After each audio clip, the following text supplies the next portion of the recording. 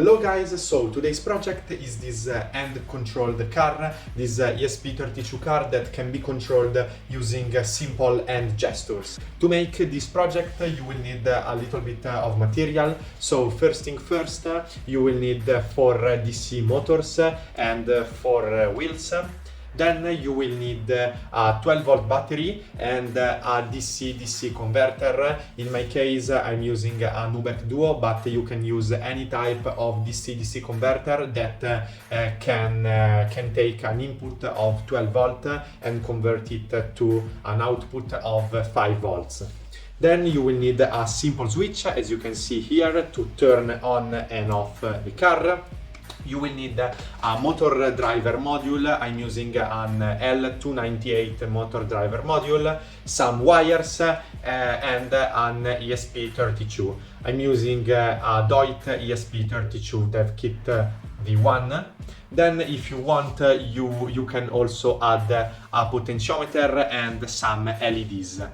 To make the hand controller, you will need a 9-volt battery, a simple switch to turn the controller on and off, another ESP32 that will be connected to the first ESP32 using the protocol ESP-NOW, and then also a MPU 6050 module, link down below in the description.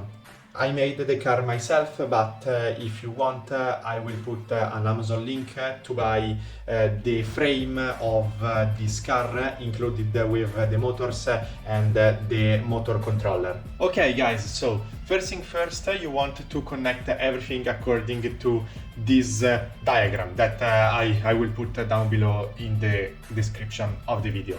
So, regarding the part that must be put on the car, we have firstly our 12-volt battery, that the positive pin of this battery goes through a 2-state switch and then through the 12-volt to 5-volt DC converter. In my case, I'm using a Nubec Duo, but as I said before, you can use any type of DC converter that you want.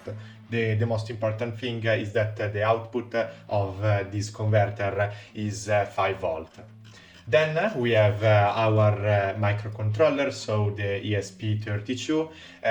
The V-in of the ESP32 is connected to 5 volt, so to the output of the converter, and the ground to the ground of the ESP32. Then here we have our 4 motors, so the left front motor and the left rear motor are connected to out 1 and out 2 of the L298 motor driver. The right front motor and the right rear motor are connected to out 3 and out 4 of the L298 motor driver. The 5-volt pin of the motor driver is connected to the 5-volt output of the DC-DC converter, same thing for the ground pin. Then here we have the potentiometer that regulates the speed of the 4 motors.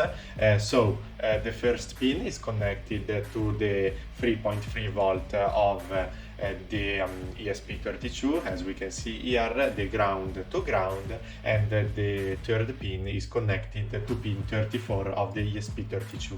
And then here we have the 4 optional LEDs that tells you the modality of the car, so forward, stop, right and left.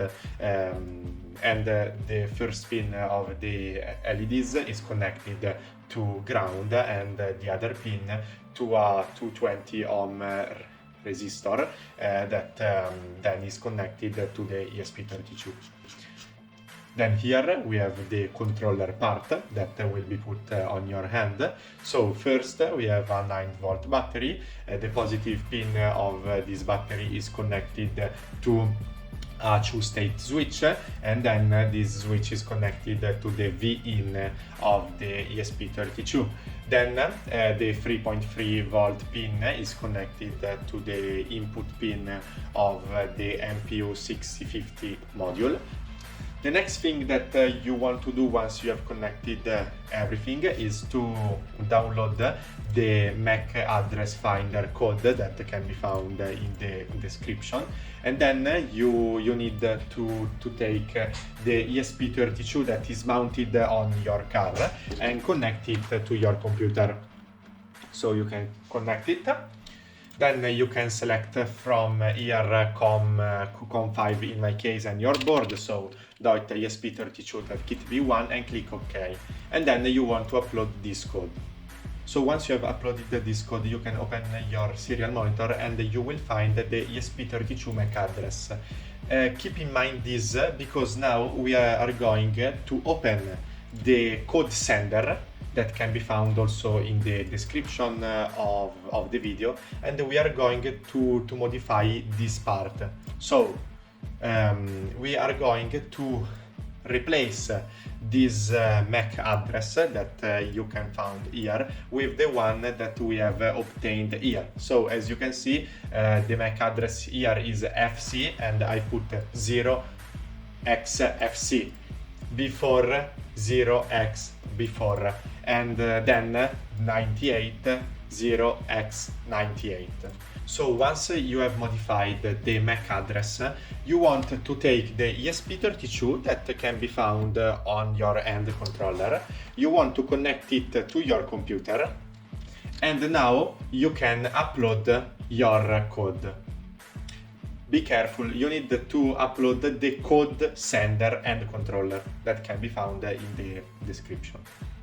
For the final part, you need again to take the ESP32 that can be found on your car, to connect it to your computer, and once you have connected, you can upload the third code that can be found in the description, so the code receiver and the controller, and click upload.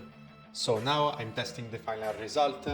I first put the controller on my end, then turn it on and turn on the car.